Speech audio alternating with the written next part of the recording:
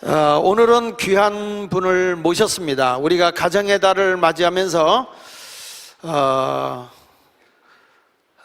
글을 모르던 아버지, 글을 모르던 남편이 어떻게 글을 깨우쳤고, 막리라고 노가다가 뭔지 아시죠? 가다가 없이 산다 이거예요. 가다가 없이, 틀 없이 산다. 그렇게 막리를 하시던 분이 어떻게 지금 이 자리에서 강사가 되었을까?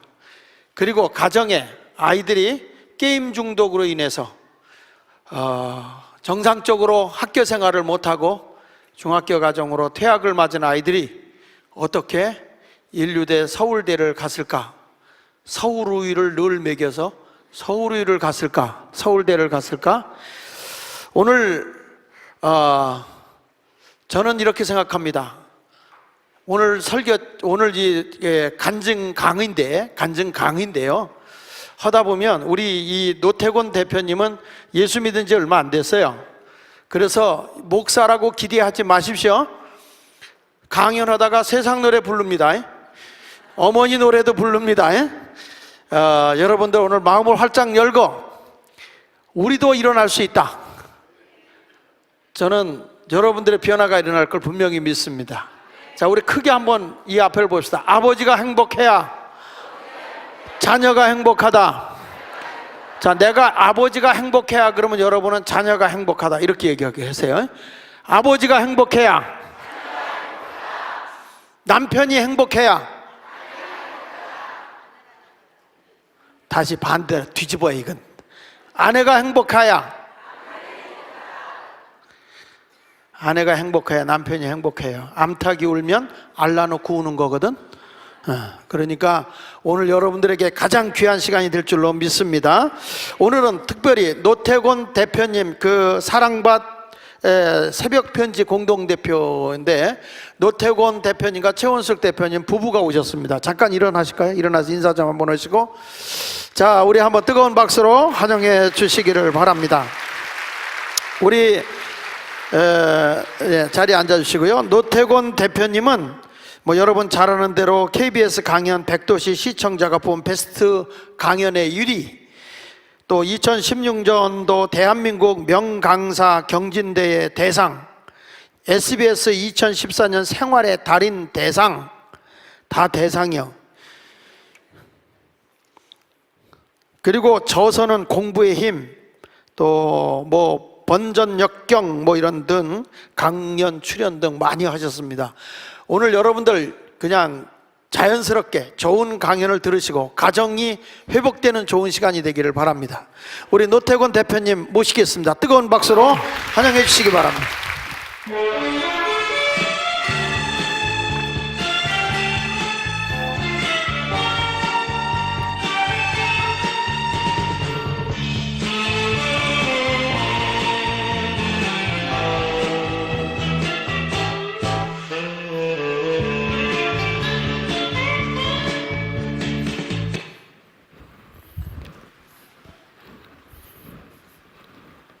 네, 제가 왜 음악을 쓰냐면요, 제가 가수이기 때문에 그렇습니다. 제가 어릴 때 가수 생활을 계속 했더라면 참 좋았을 텐데요, 참 많은 아쉬움과 미련이 남습니다.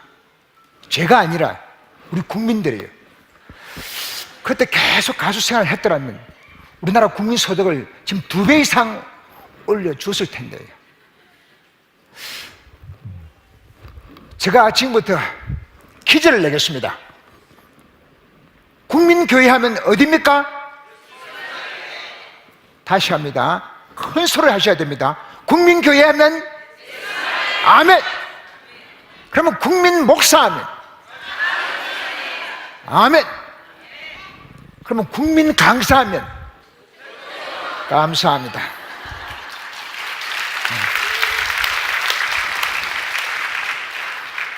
아무것도 염려하지 말고 오직 모든 일에 기도와 간구로 내 구할 것을 감사함으로 하나님께 아뢰라. 하나님 아버지, 이 예수 마을교회는 모든 성도들이 공감과 존경하면서 마을이 교회가 되고 교회가 마을이 되는 공동체입니다. 하나님 아버지, 이 예수마을 교회가 하나님의 은총과 축복이 충만하기를 인도하여 주시옵소서. 그리고 장하일 목사님과 모든 성도님들과 늘 함께 하셔서 살펴주시옵소서. 제가 어제 교회에 먼저 와보았습니다. 참 교회가 참 특이했습니다. 극장식 이런 무대를 이렇게 갖고 넣었더라고요. 제가 참 편안하고 참 마음이 참 열려있는 그런 마음이 되었습니다. 그래서 저도 아주 열린 마음으로 오늘 제가 간증을 해보겠습니다. 저는 대한민국 명강사 경진대에서 대상을 받았습니다. 그리고 KBS 강연 100도시에서 시청자가 뽑은 베스트 1위 강연자입니다.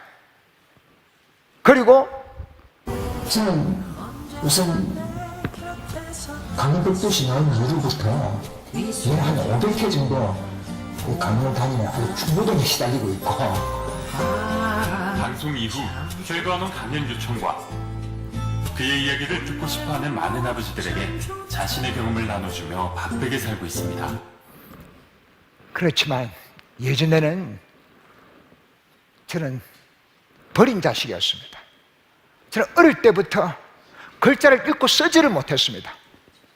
우리가 말하는 난독증입니다. 난독증이 어떤 증상인가 하면요, 글자가 뒤집혀 보이기도 하고 글자가 순서가 엇갈려 보이기도 하고,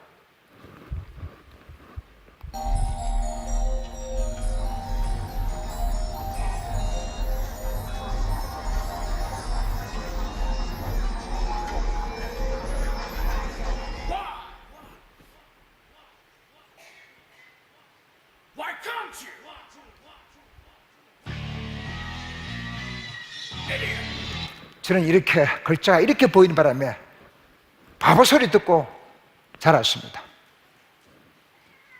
학교 가면 숙제를 못해 가니까 선생님한테 무섭고, 집에 오면 아버지가 무섭고, 또 친구 사이에서 바보라고 놀림을 당해서 참 어렵게 살아졌습니다.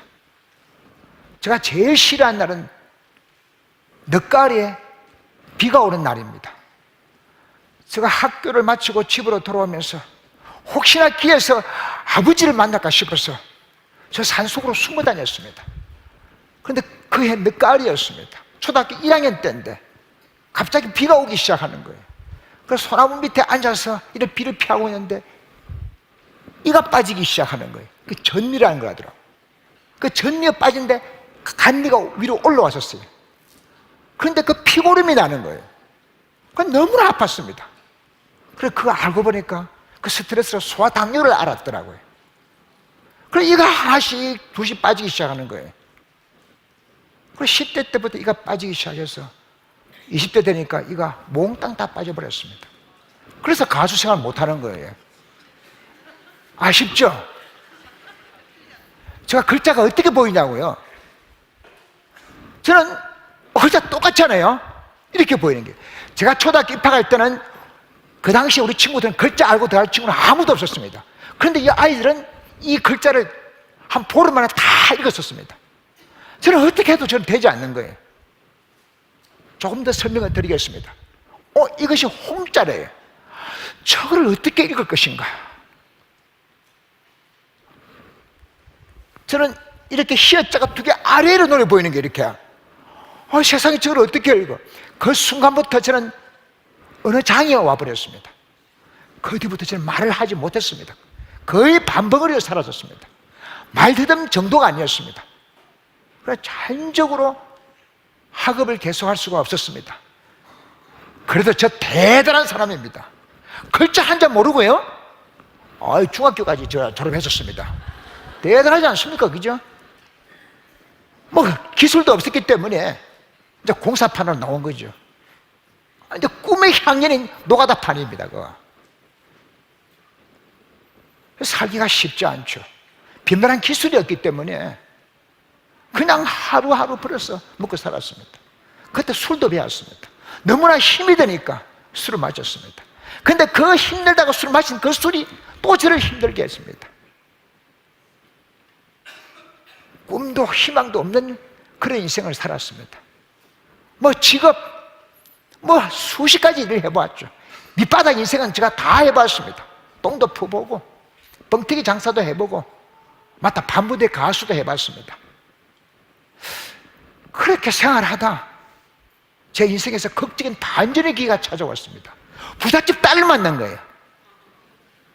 얼마나 황홀했겠습니까? 그런데 그 부잣집 딸이 완전 개념이 없는 거예요.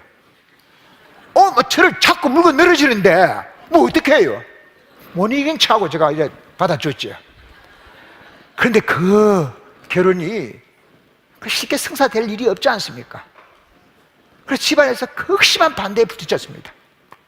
제가 너무나 그때 마음의 상처를 많이 받아서 제가 결혼을 안 하려고 했었습니다. 근데 그 결혼 반대를 제 아내 집안에서 한 것이 아니에요. 우리 집에서 한 거예요. 아버지가, 제가 장남이에요. 제가 이랬습니다. 너는 바보니까 결혼하지 마라.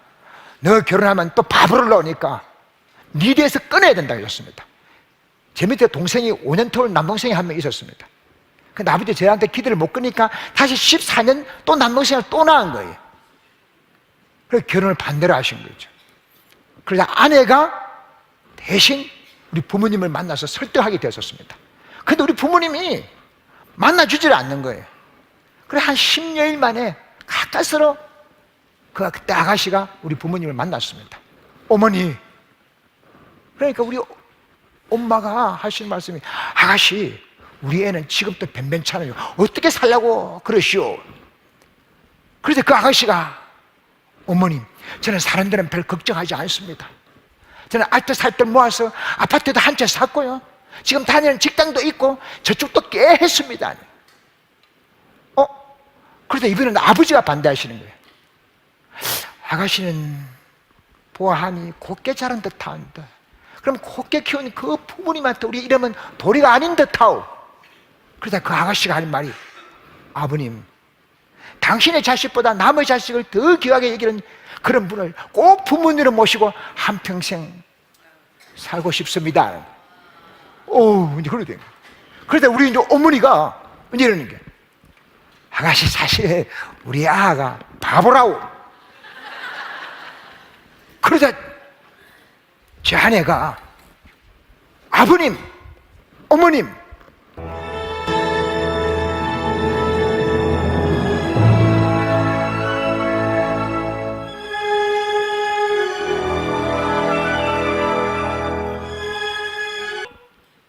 늦게 피는 꽃은 있어도 피지 않는 꽃은 없습니다.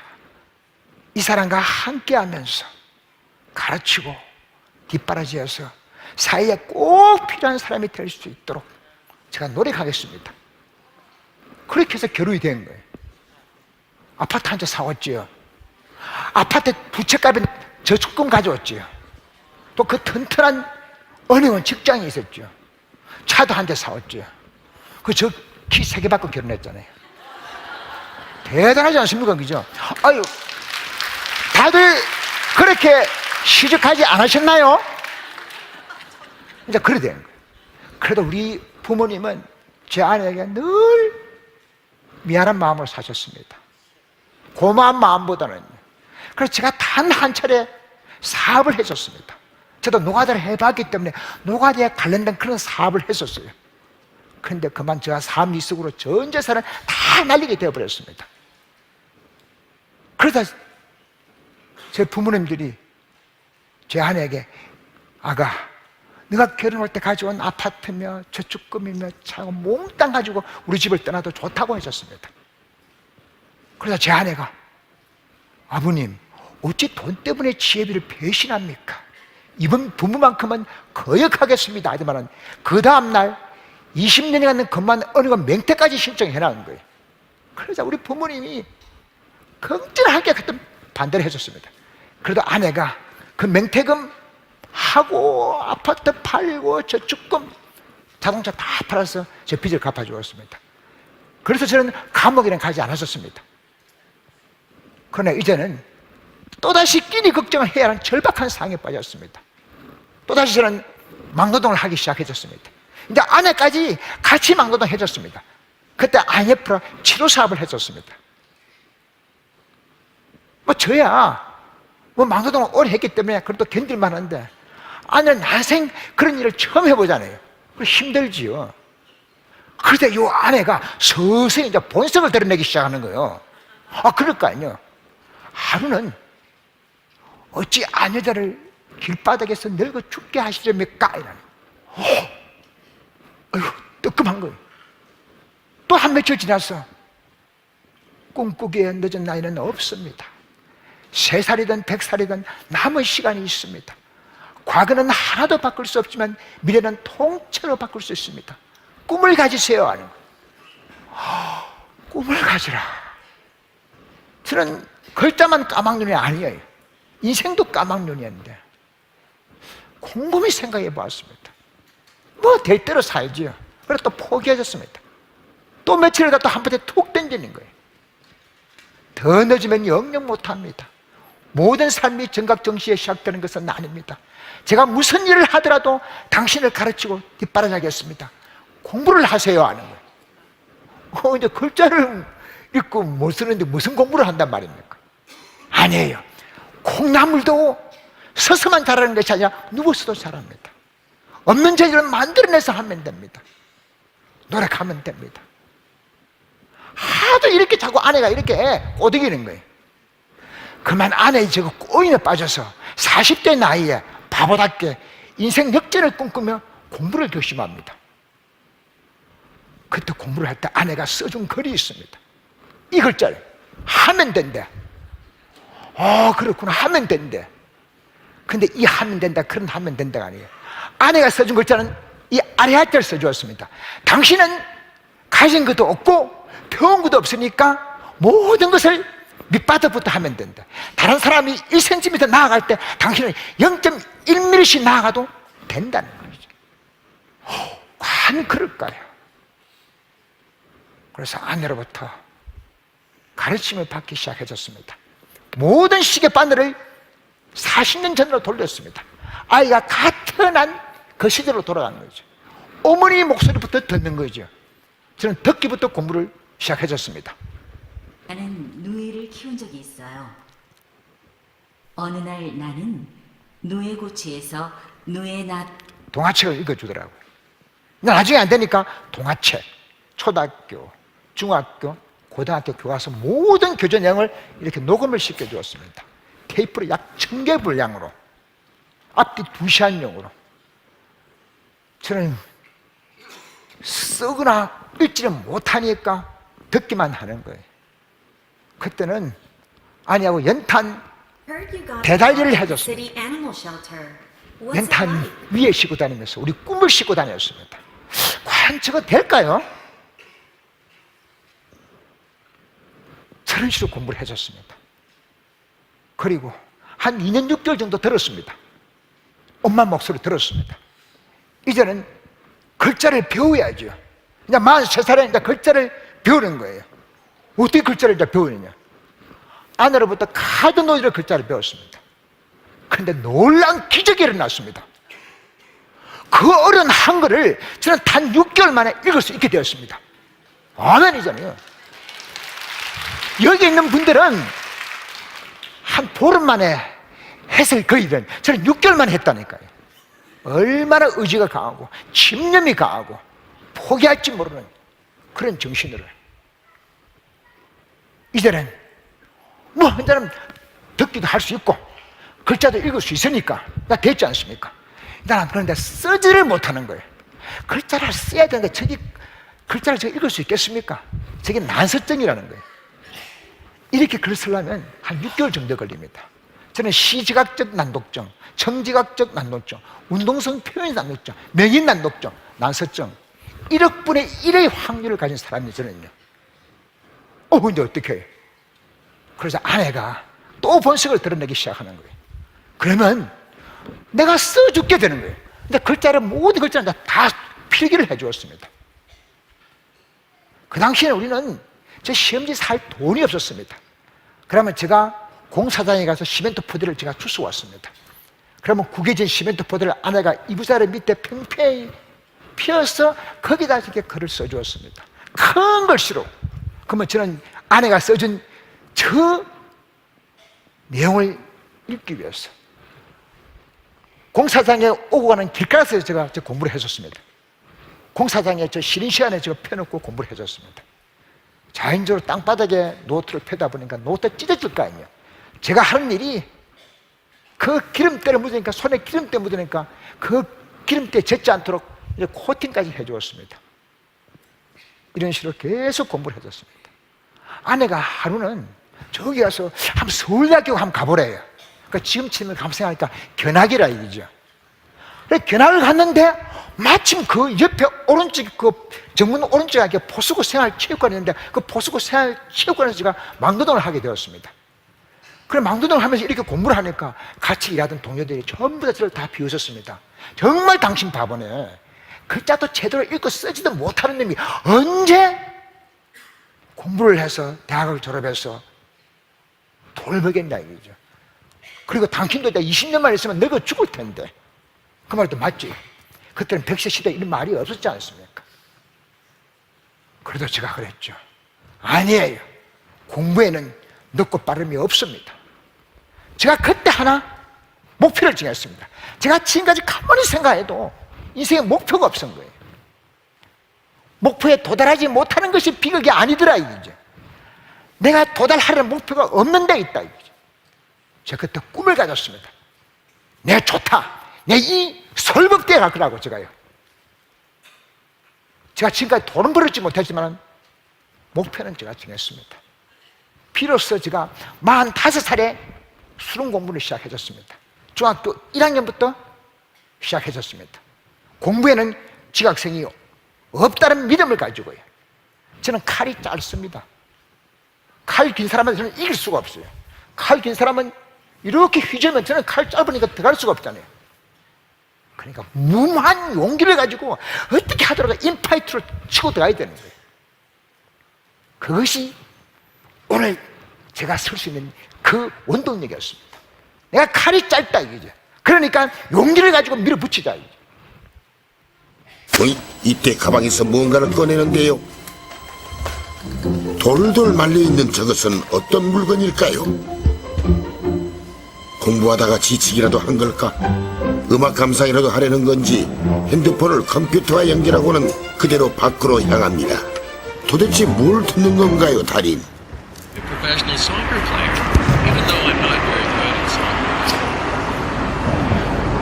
So, you are stuck between what you want to do and what you're good at. 제가 이거는 일반 헤드폰하고 좀 다르고 이렇게 좀 다 뜯어내고 영어 듣기 공부를 하기 위해 손수 만드는 헤드폰과 약 30m의 연결선. 제가 직접 헤드폰을 만들었습니다. 그래서 30m 줄도 연결해줬습니다. 그 주유소 안에서 모두 그 거리를 커버하기 위해서요. 밤새도록 차에 기름을 넣으면서 저 테이프를 들었죠. 참 막노동 하는 게 참 쉽지 않아졌습니다. 자고 나면 어디 가서 돈을 벌어야 되는지 참 막막하기만 해졌습니다. 제가 글자만 익히는데 3년이 걸렸습니다. 저 어느 해 겨울에 저 남대문 시장에서 제가 지혜꾼 생활을 해줬습니다. 그때 겨울이었는데 그냥 눈길에 그냥 제가 넘어져 버렸습니다.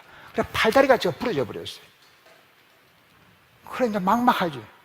그래 팔다리 기부스라고 제가 목발 하나 만들었습니다. 그 목발 하나 만들고 저 남대문 시장하고 남산 중간쯤에서 제가 구두 닦기를 해줬습니다. 그 눈바닥에 비누를 펴고 그대로 퍼져 앉아서 저 구두를 닦았습니다. 그때 제가 손발에 허벅지까지 동상에 다 걸렸습니다. 어떤 날은 10컬레도 닦고요. 어떤 날은 5컬레도 닦고 어떤 날은 1컬레도 닦았습니다. 그런데 어떤 날은 단 1컬레도 닦지 못한 날도 있었습니다.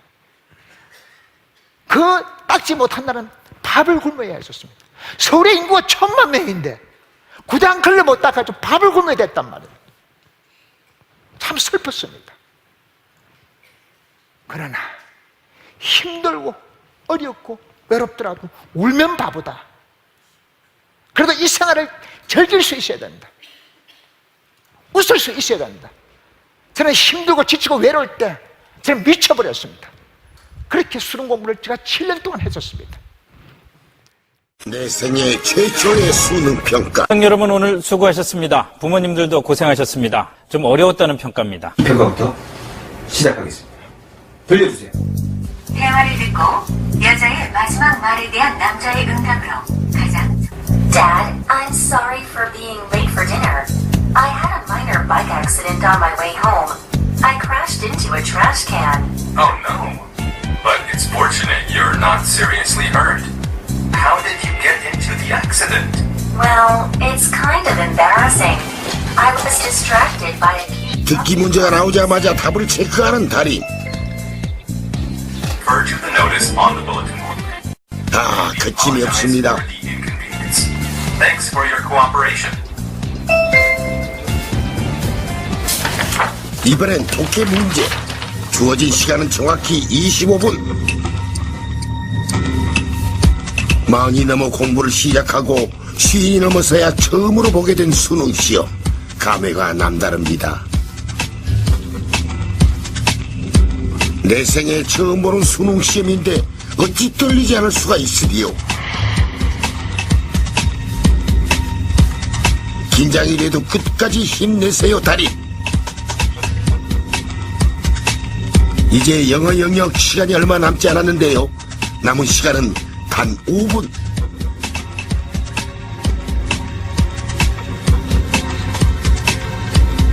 그렇게 달인의 수능 평가가 끝나고 채점 시작하겠습니다. 정확해요. 네. 채점을 기다리는 사람도 지켜보는 사람도 긴장되는 상황. 그런데 여기저기가 다 동글뱅이네. 오, 영어 영역 17문제 만점입니다.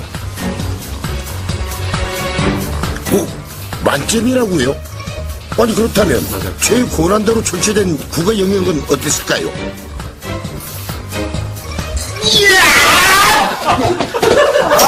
제작진과 함께 있는 곳에서 수능 모의고사를 친 결과 전 과목 중 사회 탐구에서 한 개의 오답 외에는 모두 정답을 맞출 정도로 뛰어난 실력을 한 개 틀렸습니다. 그때 불수능이었습니다. 이제 서울법대 가면 되는 거예요, 이제는. 그때 아내가 식당 조업을 일을 하면서 10년 동안 돈을 모아주었습니다. 700만 원을 모아주었습니다. 이게 당신의 이제 꿈인 국제 변호사의 꿈을 이루기 위해 태평양을 건너서 미국 가서 공부를 가라고 해줬습니다. 그냥 이렇게 이제 해피엔드로 이제 끝나는 거예요, 이제는. 10년 하니까 되더라, 이거죠. 공부는 타고난 재능이 전혀 필요 없는 거예요. 바보잖아요. 그래, 이렇게 이제 끝나야 되는데, 그러나 하나 문제가 생겼습니다. 그 당시에 중학교 3학년, 중학교 1학년 두 아들이 있었는데 모두 다 이렇게 다 게임 중독에 빠져버린 거예요. 이게 스타그래프에 빠져 완전 마귀가 씌어버렸어요. 이렇게 얘들이 아버지를 아버지라고 부르지도 않고 아버지라고 인정하지도 않고 막노동하는 이 아버지를 외면하는 거예요. 부모 자식 간에 주고받는 말 한마디가 없는 거예요. 제가 거의 전국을 떠돌면서 일을 하고 공부를 했기 때문에 그 3년 동안 애들을 본 적이 없단 말이에요. 이제 애들하고 대화가 안 되니까 뭐 어떨 방법이 없는 거예요. 어버이날에 저는 카네이션 대신에 한 통의 편지를 받았습니다. 제가 그때 글자를 배운 것을 제가 후회했었습니다. 차라리 글자를 몰랐더라면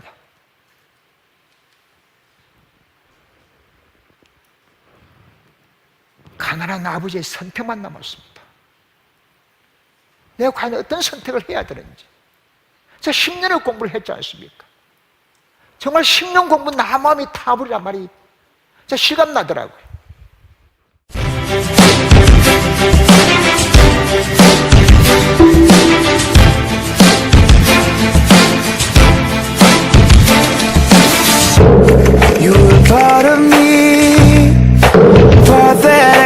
저는 그 당시에 애들이 고등학교도 지나 못하고 어려운 가정 형편이었는데 안내가 이랬습니다. 자식을 잘 돌보지 못한 것은 제 불찰입니다. 그러니 계획대로 미국으로 건너갔어요. 내 돌아오지 않아도 원망하지 않겠습니다. 부디 못변스런 푸시고 마음껏 꿈을 펼치세요. 당신을 사랑하기 때문에 보내드리는 겁니다. 그러나 그 아내를 두고 제가 떠날 수 있겠습니까? 또 그 자식은 또 어떻게 하는 거예요? 제가 국제 변호사가 되면 뭐하고 박사가 되면 뭐합니까? 저는 가정을 버릴 수가 없었습니다. 또 자식을 내팽개칠 수가 없었습니다. 그래서 저는 제 공부를 포기했었습니다. 어떻게 해도 자식을 살려야 된다. 그런데 그것이 쉽지 않았었습니다. 이는 중학교 3학년 큰아들입니다. 이는 중학교 1학년 작은아들. 아, 대단했습니다. 저 아들. 우리가 지금 말하는 중2병, 제가 2006년에 제가 말한 장본인입니다. 이 애들이 결국은 다 중학교만 졸업해줬습니다. 참 대단한 집안 아닙니까? 저 아버지도 중졸, 그 아들 둘 다 중졸, 중졸 3부자가 되었습니다. 참 막막하기만 했습니다. 어떻게 제 애들을, 어떻게 뭘 다가가고 싶어도 대화가 안 되니까. 제가 매일 일을 하고 집에 들어오면 애들, 저게 애비가 집에 들어온지 현관문을 열고 들어온지도 모르고 게임만 하는 거예요. 얘들 게임만 하면 3일 동안 잠도 안 자고 먹는 건 라면 쪼가리예요. 또 게임 끝나면 하루 종일 자요. 그래서 몸무게가 40km로 떨어져 버리는 거예요. 그래서 겁이 나는 거예요. 근데 어떻게 방법이 있어요? 그 당시에는 뭐 게임 중독 어떻게 뭐 치료한 기간도 저는 몰랐었습니다. 또 하루는 일을 마쳐 집에 들어오니까 얘가 지금 애비도 오는 것도 모르고 게임만 하고 있는 거야. 그날은 너무나 속이 상했습니다. 야, 너 너무 심한 거 아니야? 너가 애비는 지금 뼈빠지게 가서 일하고 돌아오는데 너가 한 달에 고작 게임이냐? 이렇게 대꾸도 안 해, 얘들이. 계속 자판기만 따다다닥 치는 거예요. 그날 제가 화를 내지 않으면 하나님이 오해할 것 같더라고요. 그 자식을 잘 못 가르친 것이니까요. 그래, 애 앉았는데 그 사람 발로 차버렸습니다. 그냥. 제가 발목에 부러졌다니까요. 그러다 그놈이 왜 그래 하면서 한 판 붙잡는 거예요. 아이고. 그리고 하는 말이 아빠란 말도 안 했었습니다. 그래, 학교 다닐 때 공부를 안 했으니까 중학교만 넣었고, 중학교 넣었으니까 노가다나 하고, 노가다나 하니까 우리 이리 사는 거 아니냐고.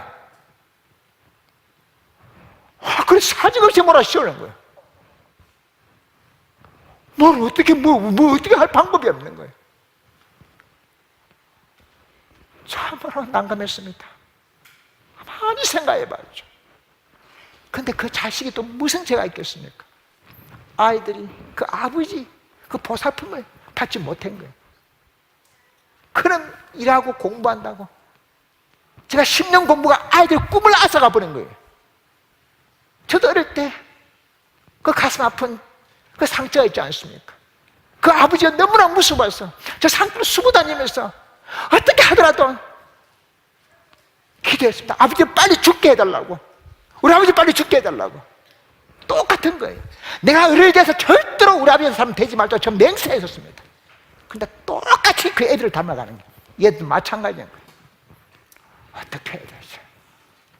저는요 43살에 저 동아시아 읽은 사람입니다. 그렇게 무슨 제가 인생이 있겠습니까? 저도 공사판을 전전했기 때문에 굉장히 거친 사람입니다. 어떻게 이렇게 할 수 있는 그런 자질이 되지 않는단 말입니다. 부득이 아내의 도움을 받아야죠. 그 아이들이 저 흙탕물이에요.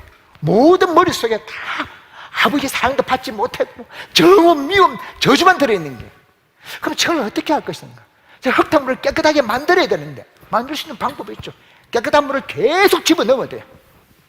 근데 그 시간, 그 노력, 그 돈 어떻게 할 거냐. 아내가 하는 말이 그러면 안 되니까 우리가 기다려야 됩니다. 저 흙탕물을 가라앉히셔야 해요. 시간이 걸리더라도 좀 가라앉힌 다음에 그 밑에 쌓이는 진흙을 퍼내는 작업하면 된다는 거예요. 그렇게 하기로 했었습니다. 그래 아이들을 제가 달랬습니다. 얘들아 너도 아빠처럼 사회 나가서 막노동을 하더라도 네 몸이 건강해야 된다. 그러니까 나하고 운동을 좀 하자. 내 하루에 한 10시간 정도만 걷기 운동하면 너네가 집에서 게임을 하든 밖에서 무슨 짓을 하든 내 용 남았게. 근데 대화가 안 되니까 뭐 대꾸가 없는 거예요. 매일 하루에 한 번씩 그냥 그 이야기만 되풀이하셨습니다. 그러기로 보름 만에 아이들 고개만 끄덕거리는 거예요. 그래서 됐다 싶었습니다. 그래서 그런 아이들을 데리고 저 아이들 데리고 저 춘천의 수양강 의하문 아들길을 저 돌면서 이렇게 운동을 하기 시작했습니다. 아이들은 가르치지 않은 것처럼 가르쳐야 따라온다 이거죠. 어른 말 잘 듣는 아이 없습니다. 그죠? 그러나 어른 따라 하지 않은 아이 없더라 이거죠. 저 그날부터 그죠? 매일 면도했습니다. 단정하게 면도도 하고 또 그 체육복을 입었더라도 아주 단장의 옷도 아주 깔끔하게 입고 다니고 신발 것도 예쁘게 묶고 그래 같이 아이들과 운동해줬습니다. 근데 말이 운동이죠. 제가 앞에 이렇게 걸어가면 애 두 놈은 저 한 5m 뒤에서 저 둘이 따라오는 거예요. 그네들끼리만 속닥속닥 이야기하고 저한테는 말 걸기는 그냥 눈도 마주치려고 하지 않았었습니다. 그렇게 계속 걷기만 했었습니다. 한 7, 8개월이 지났었습니다. 하루는 큰아이가 제 앞길을 막았습니다. 그리고 하는 말이 오늘은 왜 점심 안 먹냐고 해줬습니다. 우리 길에서 밥 먹거든요. 그래서 제가 그랬죠. 집에 살 떨어졌다 했죠. 그래서 애가 하는 말이 이래요. 돈 주고 사면 되는 거 아니야? 애가 개념이 없는 거예요. 걔가 정상적으로 학교 왔으면 지금 고1이에요. 나이는 17살이란 말입니다.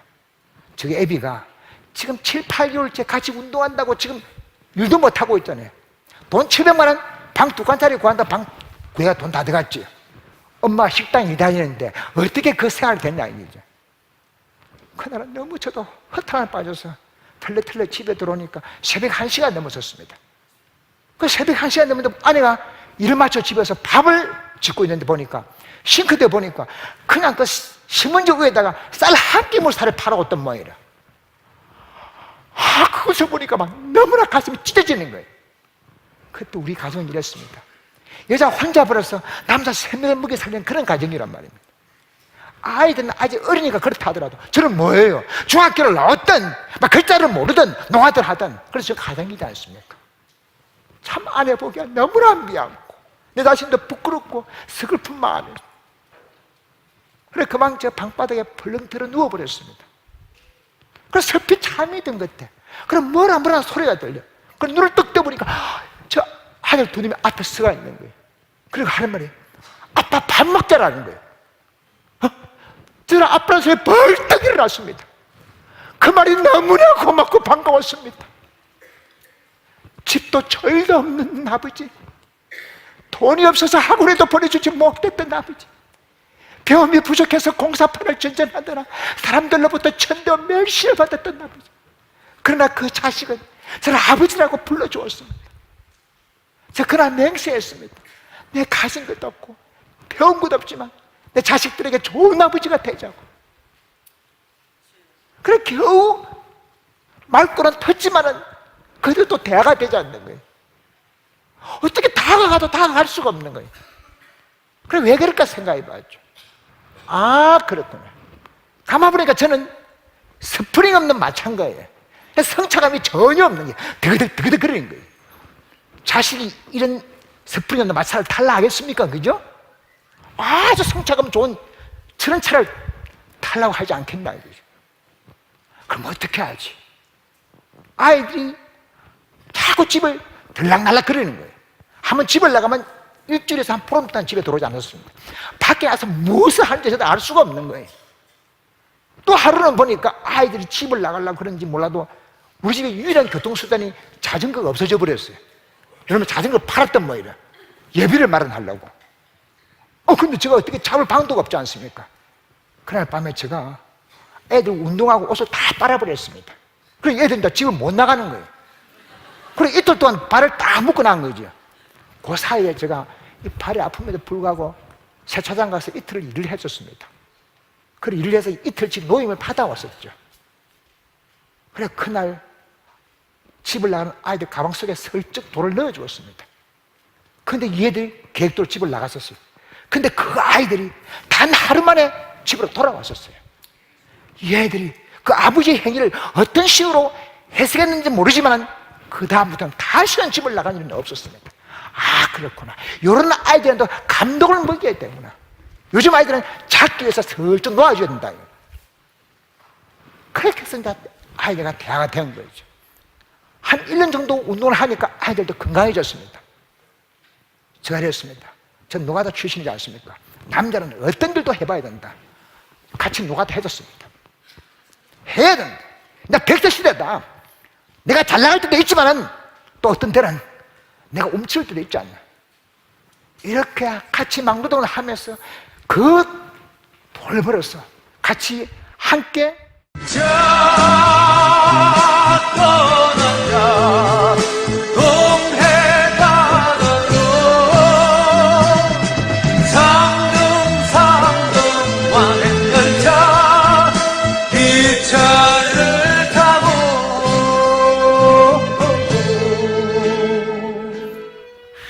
난생 처음 그 막노동꾼 아버지가 자식들과 이렇게 여행을 해봤습니다.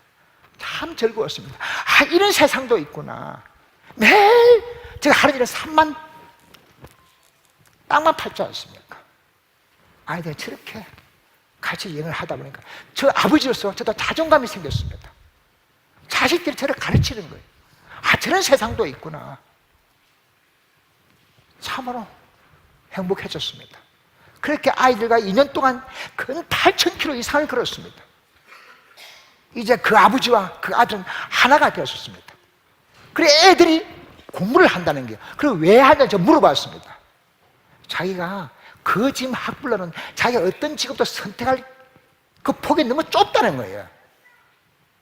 또 자기가 인력시장 새벽에 가서 인력시장 가서 대기를 하고 있으니까 거기에 일을 주려고 오는 사람도 자기가 볼 때는 그 기회가 자기한테 들어오지 않더라 이거죠. 그래서 자기가 선택의 폭을 더 넓히기 위해서 공부를 하겠다는 거예요. 제가 애비가 했던 것처럼 인생 역전을 꿈꾸면서요. 어떻게 해요? 그래도 제가 유일한 자산이 있지 않습니까? 수능 공부는 했지 않습니까? 아버지가 말하는 공부의 힘입니다. 역전 공부법입니다. 이 아빠들은 하면 내가 원하는 대학, 원하는 학과에 갈 수 있다. 그럼 너의 선택의 폭을 넓힐 수 있다.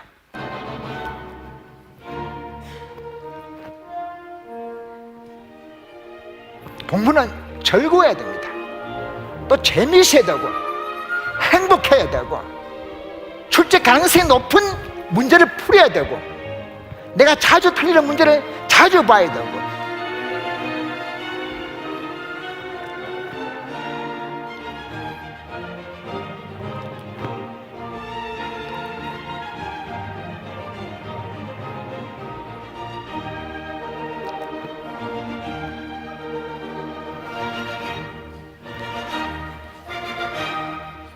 이 공부법에 걸리면 전부 다 하늘로 날려보내버립니다.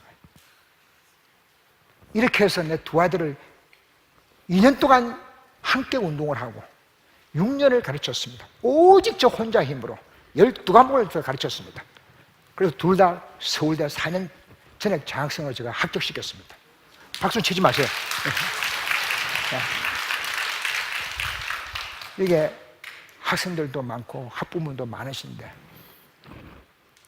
그 공부법이라든가 또 자녀 소통법에 그에 관심 있는 분은 네이버나 다음에 들어오셔서 제 이름을 쳐서 검색하시면 제가 답변을 해드리겠습니다.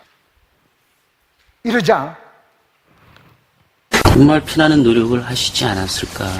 교직에 있으면서도 앞으로도 보기는 어렵겠죠, 이런 경험은요. 주저리면서 그런 자기 공부를 서울대 갈 실력을 만들어 놨으니 자기 자신을 일세기에 나오기 힘든 대단한 분이죠. 네, 이렇게 심한 말 해도 제가 다 참습니다. 언제는 바보라고 사정없이 몰아치웠는데 그리고 제가 그죠 이런 모습이 KBS 강연 백도시에서 광고방송을 내보냈습니다. 이 무슨 대학 갈래? 내 입맛대로 보내줄게. 설경은 폭발적인 거예요. 딱 저 장면만 딱 클로즈업 시키니까. 대한민국 초중고등학교 저한테 강연 섭외 요청 안 학교 없습니다. 한 13,000개 되는데. 근데 강연을 마치고 나면 불상사가 발생하는 거예요. 강의장 바깥에 가면 학부모, 선생님들 줄 서가 있는 거예요. 왜 서 있는 거 저도 전혀 몰랐죠.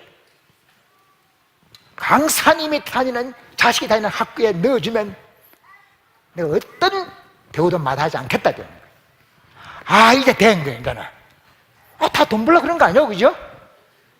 이제 한 비천 잡는 거예요, 이제는. 노가다보다 나을 거 아니에요, 그죠?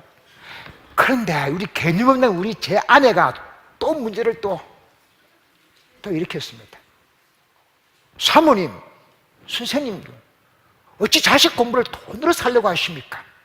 이 땅에 하루하루 벌어서 먹고 사는 그런 부모님들의 가슴에 저런 못을 박을 수는 없습니다. 그래서 이 돈은 받을 수 없습니다. 하지만 자식을 아끼고 귀하게 여기는 그 부모의 마음만큼은 받아들이겠습니다지만 전부 다 돌려보내버렸어요. 그러면 안 되는 건데 그거 다 돌려보내고 그 받아야 되는 거 아니요? 그래 돼버린 거예요. 다시 저는 모든 강연을 다 내려놓았습니다. 다시 저는 망두동 제 천지 길로 제가 돌아섰습니다. 여기가 마장동 우시장입니다. 제가 킥 배달했었습니다. 제가 망도동을 40년 했었고 망도동 하면서 20년 공부를 해줬습니다. 또다시 원점으로 들어왔습니다. 20년 공부가 나무함이 타불이 되었습니다. 가만히 생각해봤죠. 그렇구나. 물바가지는 물로 씻어야 된다. 다 제가 녹아다닌 것 이거 다 있는 거예요.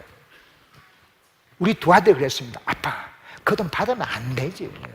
아빠는 망도동 해가지고 막 그 난독증 극복하고 엄마의 도움을 받았어, 가르침 받았어. 이렇게 두 아들을 학교에 보내는데 자라는 청소년들하고 청년들에게 꿈과 희망과 용기를 심어줘야지. 그 돈 덜렁 받아버리면 이 세상에 무슨 희망이 있고 용기가 있고 꿈을 심어주겠나 이거지.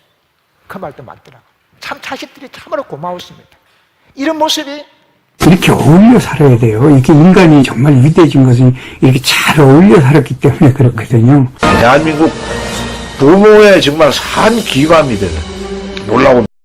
요 프로를 보고 제가 지금 다니고 있는 사랑밭 교회에 또 사랑밭 함께하는 사랑밭 이 사장님이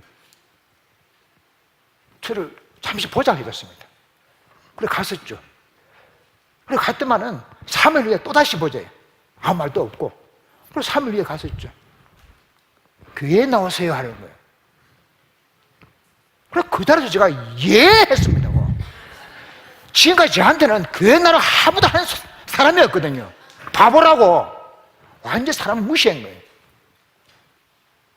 그래 교회 다녔더니 그래 교회 갔는데 마지막 그 찬송가가 나오는데 그만 가슴이 빡빡 솟구치는 거예요. 제가 채론에서 그때 추석 좀 되었었습니다. 3일 동안 제가 일을 못해가지고 밥도 굶었는 거예요. 그래서 저녁에 해가 졌는데 배는 고프고 그리고 어때서 뭐 밥을 구하지 못하니까 그래 어디 언덕배기에 살짝 이런 눈을 감고 있는데 음악 소리가 들리는 거예요. 그런데 조금 슬픈 듯 하기도 하고 좀 용기를 주는 듯한 그런 음악이었습니다. 근데 그 음악이 15년 후에 들은 거예요. 그 음악 듣고 눈을 아침에 떡 떠보니까 그 포도밭이에요. 그 앞에 포도밭 언덕배기에 제가 자고 있는 거예요. 그 포도밭 농부가요 저보고 여기서 일 좀 하면 안 되겠나 묻더라고. 얼마나 고맙습니까? 따뜻한 국도 밥도 그래서 얻어먹었다고. 그때 그 음악이 다름 아닌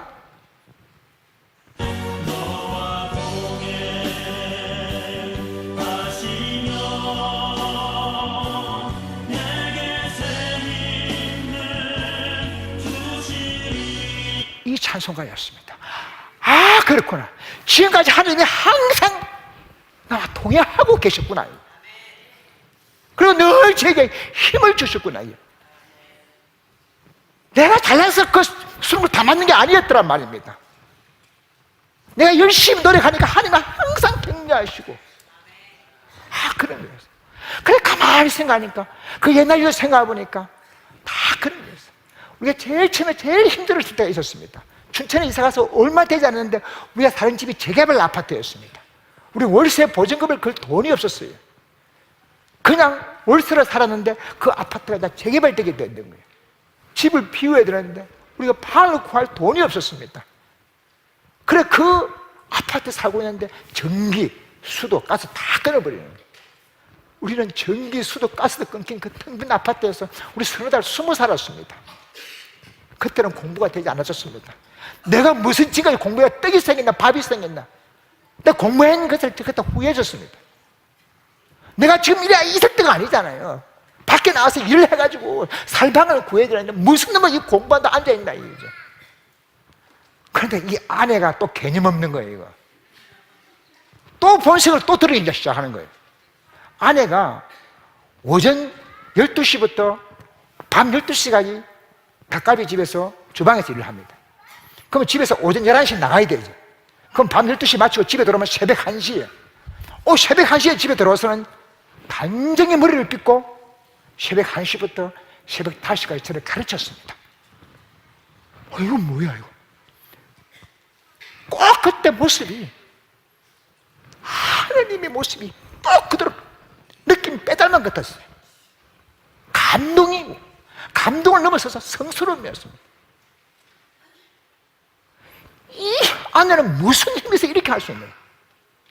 뒤에 하나님이 있으니까 백이 든든한 거예요, 아내는. 지금 그래서 제가 아내를 존경합니다. 촛불 켜놓고 해서 촛불 켜놓고 그 새벽 1시부터 새벽 5시까지 꾸벅꾸벅 졸면서 기창고도 하나도 없는 거예요. 찬바람 막 그대로 들어오는 데서. 그런 과정에서 아내가 3만 장을 써주었습니다. 그 노트를 제가. 그런 과정에 손가락이 전부 다 이렇게 다 휘어져 버렸습니다. 제가 야간 주유소 일을 할 때는 저를 가르칠 시간이 없으니까 아내가 저를 야간 주유소까지 마중으로 와서 저를 길거리에서 저를 이렇게 가르쳤습니다. 이런 모습을 보고 아내 집안에서 사촌 언니들이 찾아왔습니다. 사촌 언니들이 이런 모습을 보고 펑펑 우는 거예요. 나 어릴 때 우리가 얼마나 너를 기여하고 너를 얼마나 곱게 키웠는데 이럴 수 있나 이게. 아가 가자 돼. 아내가 이랬습니다. 아내 단 한마디에 그 사촌 언니들이 한마디 말도 못하고 내려갔습니다. 언니, 한 여자의 절개는 한 남자가 모든 것을 잃었을 때 드러납니다. 그렇게 해서 아내가 원래 도망을 가야 되는데 그렇게 저를 지켜줘야 돼요. 이런 상황이 있는데 공부가 안 될 일이 있겠습니까? 그죠? 이 바보도 했잖아요. 이런 상황 앞에는 보세요. 제가 만약에 머리를 했더라면 저는 할 수 없는 거예요. 이 가슴으로 했는 거예요. 제가 2006년에 수능 모의고사 시험에서 12과목 만점 받았습니다. 제가 별로 놀랍지가 않은 모양인데 굉장히 놀란 이렇게 되는 거예요. 얘가 우리 큰아들입니다. 큰아들이 하는 말이 이래요. 정말 제 힘으로는 서울대는커녕 대학교는 가지 못했을 것 같고요. 아버지의 도움으로 현재 제가 만들어졌다고 생각하고 있고. 과연 그럴까요? 아니라 이거죠. 얘는 그렇게 생각하지만은 그 뒤에는 아내의 피눈물 나는 가르침과 헌신적인 노력이 있었습니다. 우리가 몇 년 전에 초등학교 강연을 갔었습니다. 초등학교 4학년, 5학년 앞에서 강연을 했는데 그때는 어머님이 다 함께 오셨어요. 그래서 강연을 다 마쳤습니다. 강연 다 마치고 이제 급식 시간이 되었습니다. 학교에서 밥을 먹는데 엄마 앉고 학생 앉고 엄마 앉고 학생 앉고 그 맞은편에 제가 앉고 아내 앉고 아내 옆에는 담임 선생님이 앉았습니다. 그리고 밥을 한참 먹다가 이 학생이 이러는 게 엄마 이 나물 이름이 뭐예요? 물었어요. 그러나 나물이 나오는데 그럼 엄마가 이래 보더만 잘 모르겠대. 저도 봐도 좀 생소했습니다. 근데 이 아이가 옆에 있는 친구 엄마한테 묻는 거예요. 그럴 점에 제 아내가 옆에 있는 담임 선생님께 희수모를 뭐라 하는 거예요. 근데 이 애가 물었는데 그 친구 엄마도 모른다는 거예요. 이 아이가 앞에 있는 제 아내에게 물었습니다. 아줌마, 이 나물 이름이 뭐예요? 물었습니다. 그 아내가 모른다는 거예요. 주방에서 20년이나 일한 사람이 그거 모르면 누가 아냐. 그 아내가 하는 말이, 얘야, 담임 선생님께 여쭤보렵니다. 아까 말씀해 드렸잖아요, 그죠? 그렇게 뭐뭘 하니까 얘가 밥을 먹다가 발딱이를 하더만 우리 선생님 최고이라는 거예요. 우리 엄마도 모르는 거, 내 친구 엄마도 모르는 거, 20년 주방에 있는 아줌마도 모르는 거, 우리 선생님은 아시네. 그런 교육이 어디 있습니까? 그죠? 아무리 선생님이, 아무리 윤하고 뛰어나도 받아들이는 학부모, 학생이 서급해하면 그 선생님도 서급해지는 거예요. 제 아내는 저를 가르친 선수입니다. 제가 자식을 가르칠 때 아내가 이래라 저래라 한마디 한 적 없습니다. 그리고 이 막내동권 아버지 권위를 살려주면서 항상 저를 존중해주고 깍듯한 예의를 저를 대해줬습니다. 제가 그 풀이 그 파이 틈을 뚫고 나오지 않습니까? 그죠? 근데 그 파이 틈도 뚫고 나오는 풀이 왜 사막에는 달하지 못할까? 그거는요, 모래가 흔들리기 때문에 그래요. 모래가 흔들리니까, 움직이니까 싹을 못 내리는 거예요. 부모가 중심을 딱 잡아야 된다는 거죠. 활실을 당기는데 이게 막 흔들어 버려요. 그럼 활이 어디 날아갔냐? 그렇게 해서 제가 2014년에 자녀교육달인제가 대상을 받았습니다. 제 아내가 하는 말이 아버지가 행복해야 자식이 행복하다. 원래 이 상을 제가 받을 게 아니었습니다. 아내가 받아야 되는데 아버지 역할과 아버지 권위를 세워주기 위해서 아내가 양보를 한 겁니다.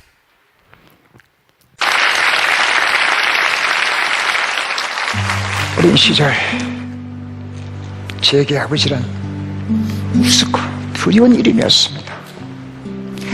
그래서 저는 제 아이들에게 절대로 그런 아버지가 되지 말자고 맹세했습니다.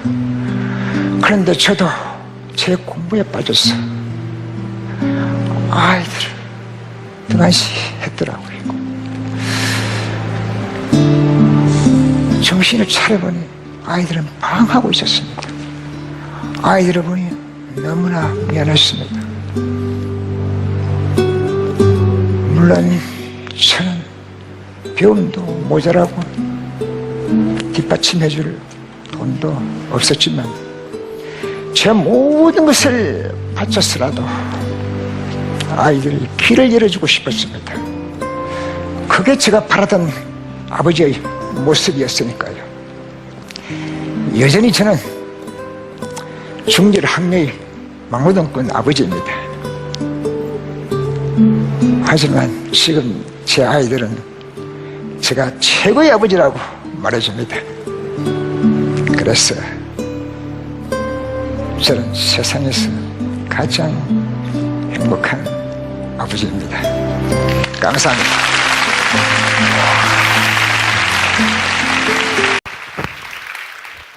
제가 그저 겉으로 기도했던 아버지, 빨리 죽게 해달라고. 그 아버지는 오래전에 돌아가셨습니다. 이런 사실도 모른 채요. 저도 언젠가 이 세상을 떠날 때 꼭 제가 저쪽에 와서 아버지를 찾을 겁니다. 그리고 아버지께 보고 드릴 겁니다. 아버지, 당신의 사랑하는 두 자식 대학교도 보내고 근데 글자도 익혔습니다. 그러면 아버지께서 이렇게 말씀하실 겁니다. 얘야, 내가 급히 오느라 내게 미처 전하지 못한 말이 있단다.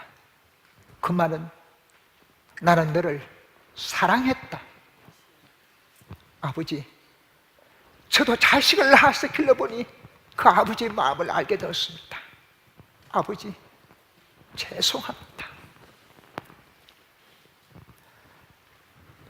어릴 때 그렇게 제가 이렇게 아버지가 되었습니다. 이 두 자식을 낳아서 길러 보고서야 말입니다. 어릴 때 제 모습입니다. 너무나 힘들었습니다. 이 바보의 엄마가 며느리에게 말했습니다. 아가, 고맙다. 그 며느리가 어머님 못난 저를 자식으로 거두어주셔서 감사합니다.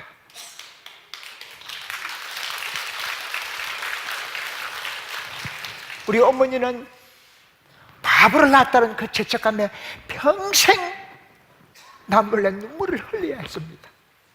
그 어머니, 그 바보를 낳은 그 어머니, 나이를 하도 많이 잡수셔서 이들은 이가 모두 다 빠져버렸습니다.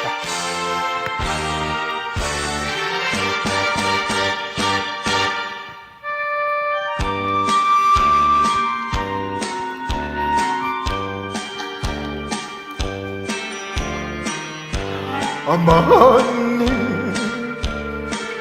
오늘 하루를 어떻게 지내셨어요? 백날의 하루가 이 못난 자식이 손발이 금미가 잔저름에 굵어지시 어머님 몸만 떠나서 어머님을 잊어버릴까 오래 사세요 편히 한번 모시라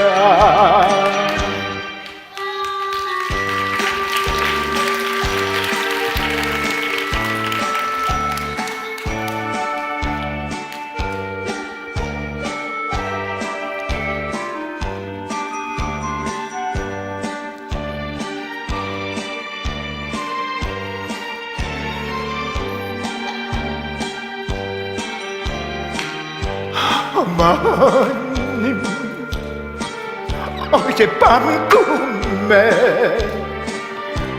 너무나 늙으셨어요. 그 정성 눈물 속에 세월이 흘러가만 웃음을 머르시고 검은 머리 휘어지신 어머님 몸만 떠나서 잊으니까 잊어버릴까 오래 사세요 편히 한번 모시라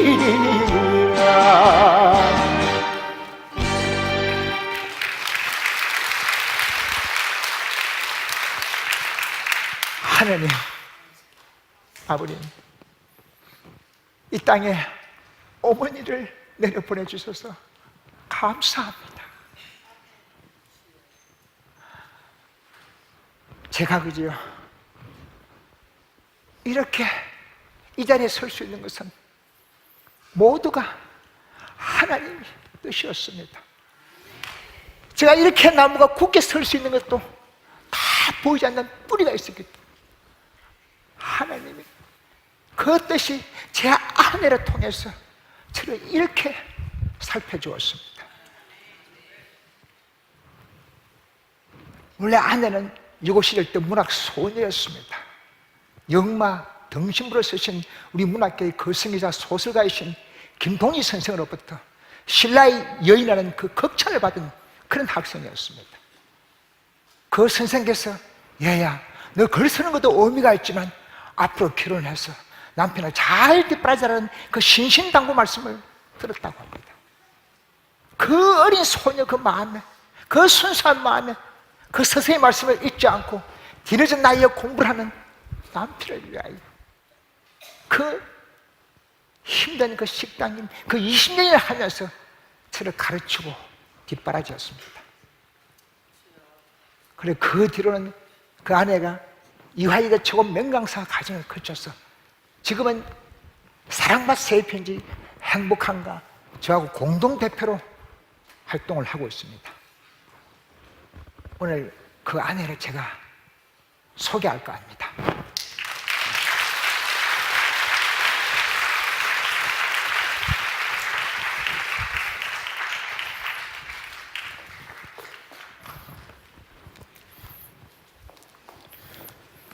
안녕하세요. 재원숙입니다. 반갑습니다. 네.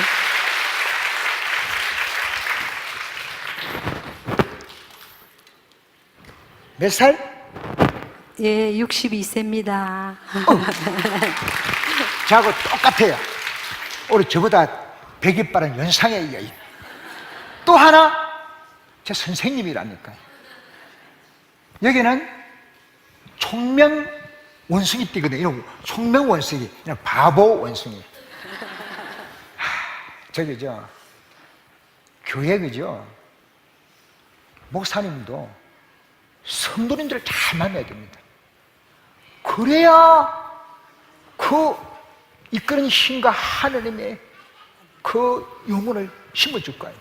또 성도님도 마찬가지예요. 목사님을 잘 만나야 뭐가 가치 있고 보람 있는 삶을 살 거 아니에요. 저요, 우리 부부도 마찬가지예요. 이 부잣집 딸과 이 까막눈 바보와의 만남은 운명이 아니었습니다. 그것은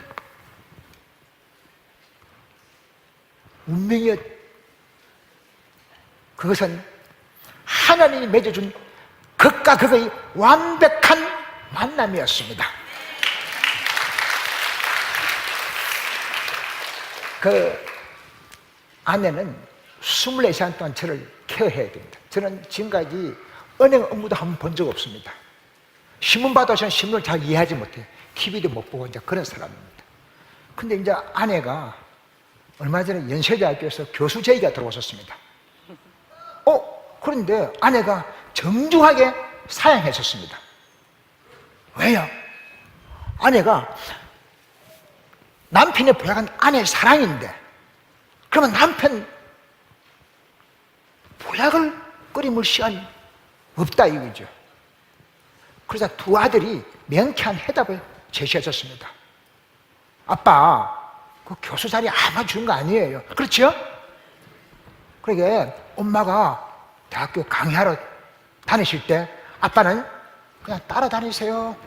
그럼 되잖아요. 한 말씀 해주세요. 네, 저는 늘 생각이 세상이 아무리 바뀌고 또 바뀌어서 현대화된다 할지라도 가정의 소중함, 특히 남편의 존재감은 살아가면 갈수록 더 절실히 느끼게 됩니다. 저도 힘든 일을 해보니까 막노동하면서 또 공부를 하는 남편 그 어려운 점을 진심으로 알게 되었습니다.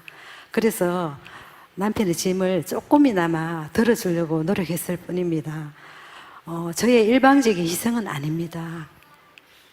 가정의 머리인 남편 사랑이 있었기에 우리 가족이 함께 할 수 있었습니다. 참 좋으신 하나님,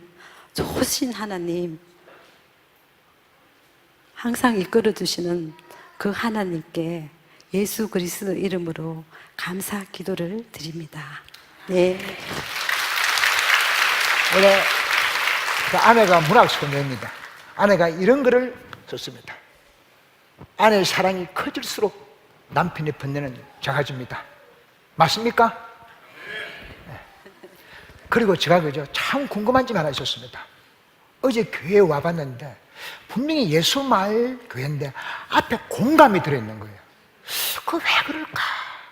그 제가 온통 인터넷을 제가 다 찾아봤습니다. 공감이 왜 있을까?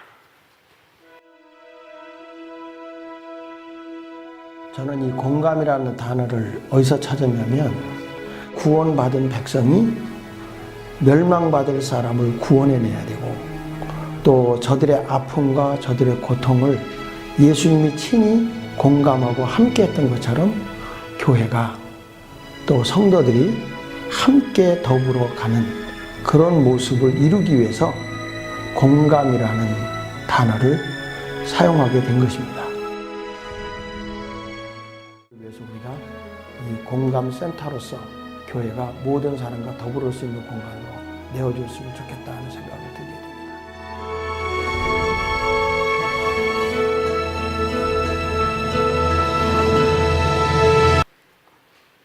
그렇게 공감의 앞에 쓰여 있었습니다. 우리 교회 모든 주민들에게 공개가 되어 있습니다. 그리고 제가 하나님부터 나 쓰임을 받은 거죠. 너는 가라, 주의 이름으로. 그때 제가 포도밭에서 들었던 그 찬송가입니다. 가라, 너는 가라, 주의 이름으로. 거칠은 광야 위에 꽃은 피어나고 세상은 내 안에서 주님의 영광 보리라.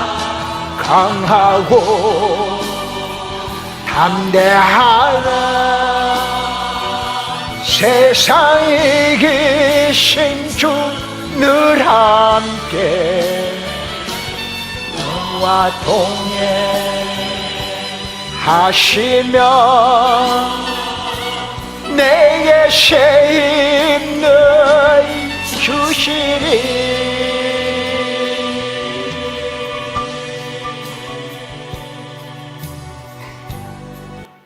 하나님은 늘 제게 이렇게 함께 동행하셔서 제게 힘을 주셨습니다. 오늘 이렇게 영광된 자리에 설 수 있는 기회를 주신 장하길 목사님 그리고 모든 성도님들께 진심으로 감사드립니다.